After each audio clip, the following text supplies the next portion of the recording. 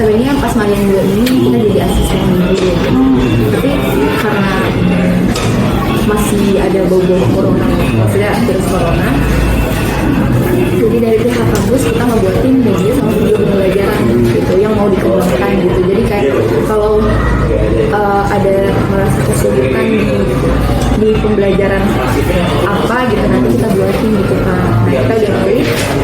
Kita udah kesepakatan bareng-bareng sama kelompok, kita mau ambil kelas 3 gitu. Jadi nanti mau wawancara juga sama guru kelas 3-nya, 3A sama 3B kayak gitu. Nah ini ada wawancara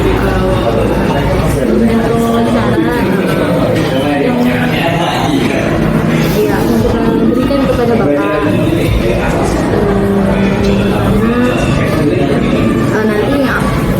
nanti kayak kapan didirikan sekolah, visi misi ada yang mau difoto juga Pak buat dokumentasi. Oke, misinya ada di yayasan.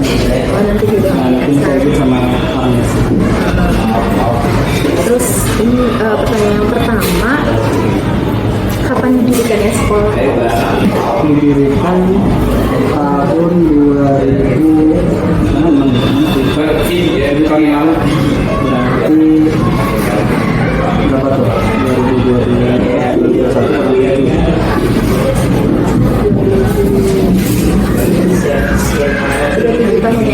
Iya, 2014. Nah, terus untuk stafnya di situ ada berapa aja Pak? Staf itu termasuk guru atau staf ngajar? Stafnya sama staf guru juga Pak? Oh, kalau guru di sini totalnya 32.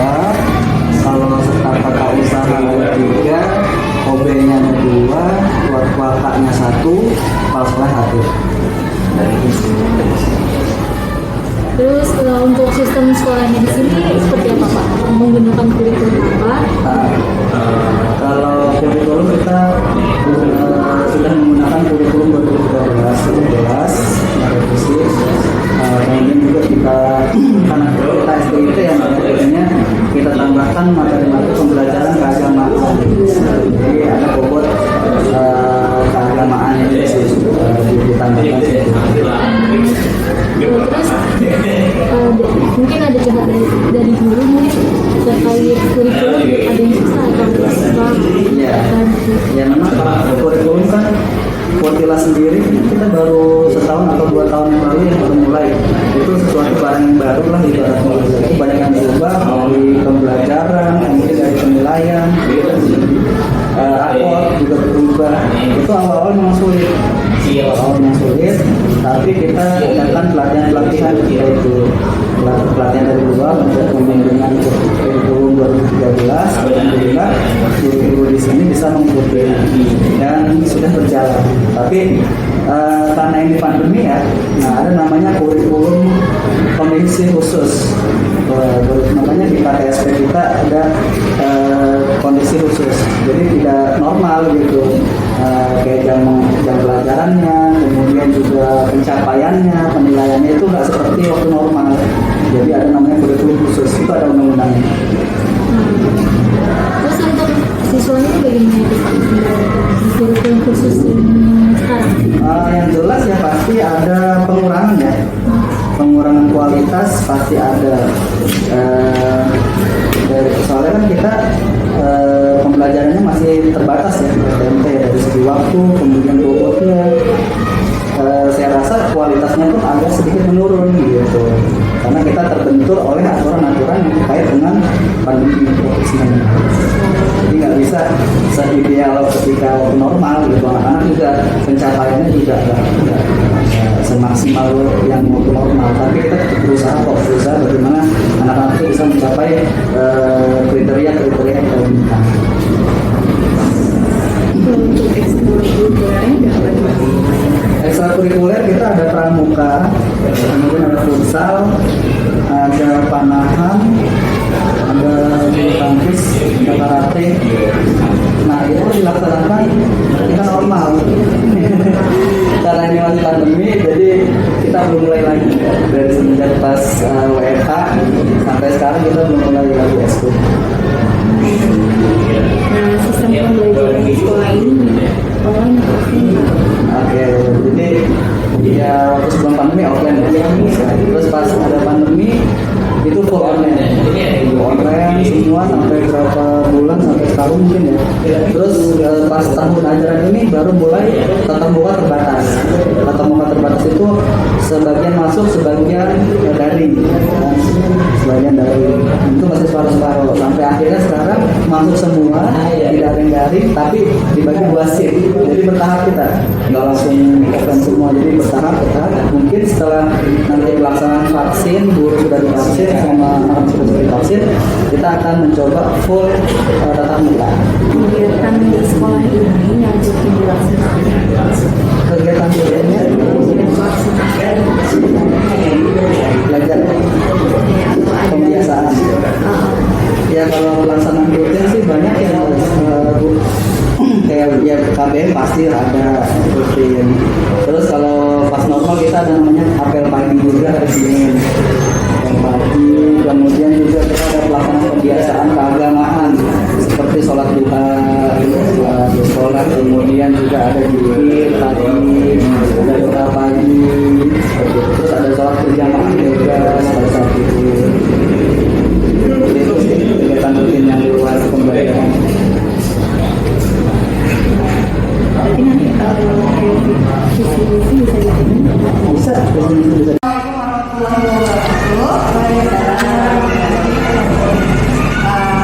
berdua dari Universitas Fakultas Pendidikan di sini mau menyelenggarakan kegiatan kedua kami ini, yaitu masih dibilang masih jadi asisten, karena di tahun pertama kan kita observasi aja, ngeliatin aja. Kalau yang kedua ini jadi asisten dulu, kalau yang ketiga baru kita bergantian. Nah, dari kampus kita disuruh mengembangkan video pembelajaran. Nah, video pembelajaran ya, jadi nanti kita tanya ke walasnya, walas kelas 3A sama B, video apa yang mau dikembangkan untuk pembelajaran. Jadi gimana dari walas kelas A, dari kelas B, apa video yang mau dikembangkan sama mahasiswa dari kami. Nanti dibuatkan, setelah itu langsung sesuai dari kamu itu kan, karena kalian pengen nyampe PKN, ya udah nggak apa-apa, silahkan kembangin aja buat video pembelajaran tentang yang keberagaman itu, keberagaman ini tema 1 pembelajaran kedua. Langsung pertanyaan ya, ada observasi yang pertama, kelas 3A sama B di sini udah di sini masih daring atau udah tatap muka? Udah tatap muka. Jadi masih tatap muka dibahas belum semua full tatap muka dalam satu kelas. Jadi masih dibagi. Terus semenjak daring ini kelas A sama kelas B pakai gimana teknis pembelajarannya selama daring? Selama daring sih pakai video pembelajaran ya Bu. Kami membuat video pembelajaran. Terus kadang juga kita memakai sistem luring, menggunakan LKS. Apa ada kendala? Kendala pasti ada sih sebenarnya. Paling ya kendalanya dari orang tua murid, entah dia ada sinyal kan. Terus kalau kayak dari kitanya apa kendalanya? Kalau dari kita, insya Allah mungkin kalau dari kita nggak ada ya.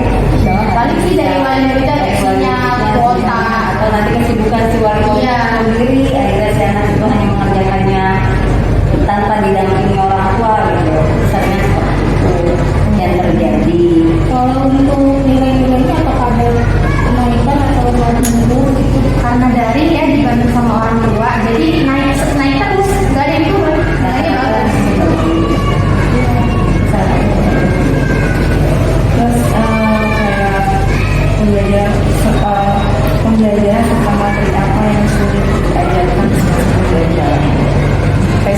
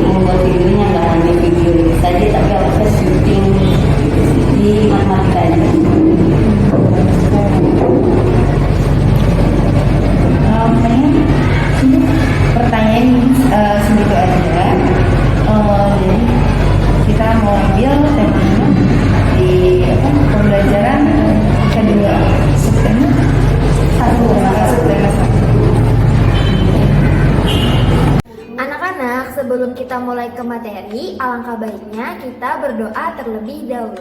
Berdoa mulai. Bismillahirrahmanirrahim. Rabbi zidni ilman warzuqni fahman. Amin. Anak-anak, jangan lupa ya, tetap menjaga protokol kesehatan, memakai masker, mencuci tangan, dan menjaga jarak.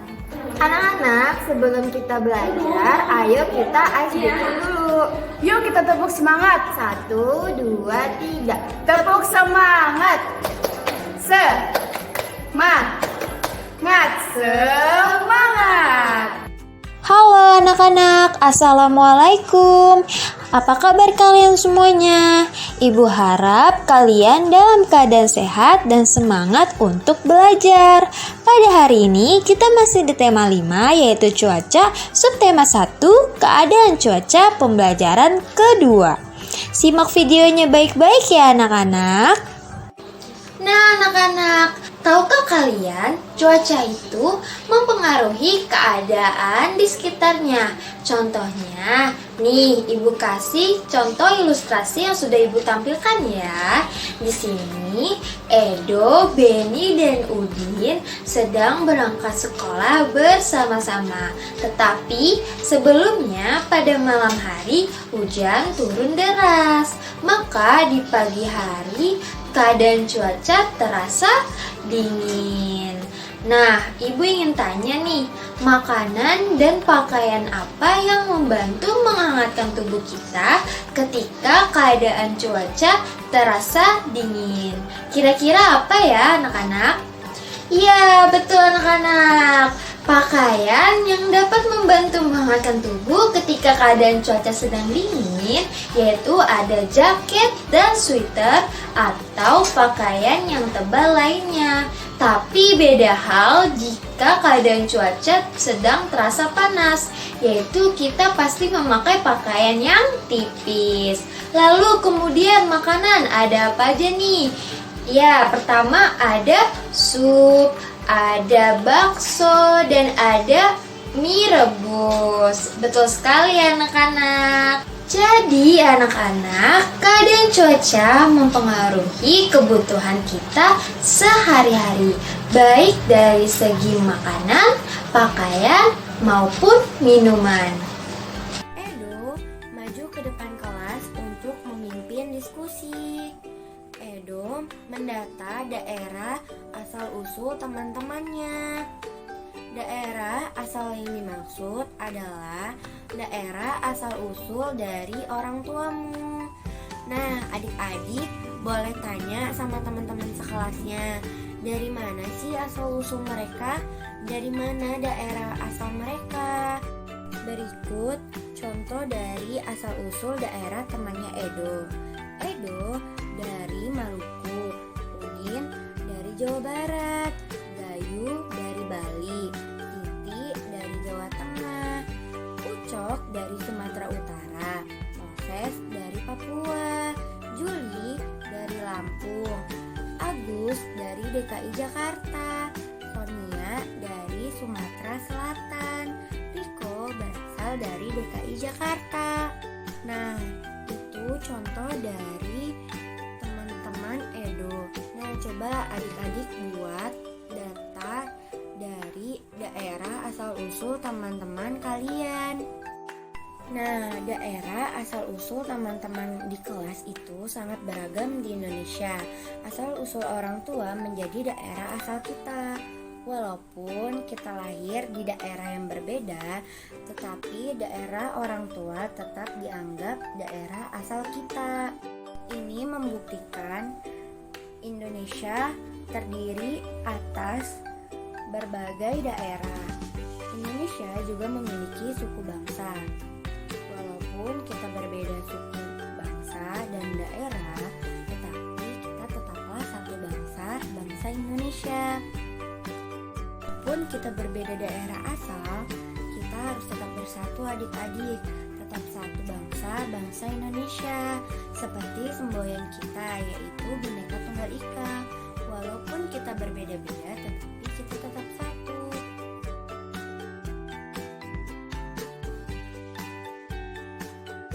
Hari mulai beranjak siang. Matahari bersinar cerah. Edo membuka jaketnya karena dia mulai merasa gerah. Keadaan cuaca dalam satu hari bisa berubah-ubah. Pagi hari cuaca mendung, sedangkan siang hari cuaca bisa menjadi panas. Dan sore hari cuaca bisa berubah hujan. Nah, adik-adik, tahukah kalian apa itu cuaca? Cuaca adalah keadaan udara pada suatu tempat. Cuaca terjadi pada jangka waktu tertentu dan keadaan cuaca dapat berubah-ubah. Kita dapat meramal keadaan cuaca loh. Caranya dengan mengamati unsur-unsur cuaca, misalnya suhu, kelembapan, dan tekanan udara. Kita juga dapat mengamati curah hujan, melihat keadaan awan dan keadaan angin. Unsur cuaca tidak sama pada semua tempat. Cuaca terjadi pada suatu tempat yang tidak luas. Terjadinya pun pada waktu tertentu. Nah, anak-anak sekarang tuliskan percakapan tentang keadaan cuaca yang kamu alami saat ini. Nah, kalian bisa membuat percakapan sesuai dengan buku kalian masing-masing ya. Nah, sekarang Ibu akan mencontohkan percakapannya untuk kalian. Nah, Ibu akan mencontohkan percakapan antara Beni dan Udin. Nah, percakapannya seperti ini. Udin, bagaimana perasaan kamu ketika musim hujan yang telah berlangsung ini? Lalu, Udin menjawab, saya merasa senang karena sudah beberapa bulan ini musim kemarau dan air bersih susah untuk didapatkan.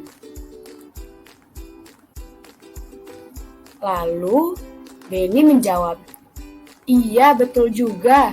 Tetapi salah satu keadaan yang tidak saya suka pada saat musim hujan, ketika hujan terus-menerus, kota ini akan banjir jika kita tidak menjaga kebersihan. Lalu Udin menjawab lagi, ya memang begitu adanya, musim kemarau kekurangan air, dan jika musim hujan datang, banjir dan bencana lainnya datang. Walaupun begitu, kita harus tetap bersyukur karena datangnya musim bermanfaat bagi kehidupan masyarakat.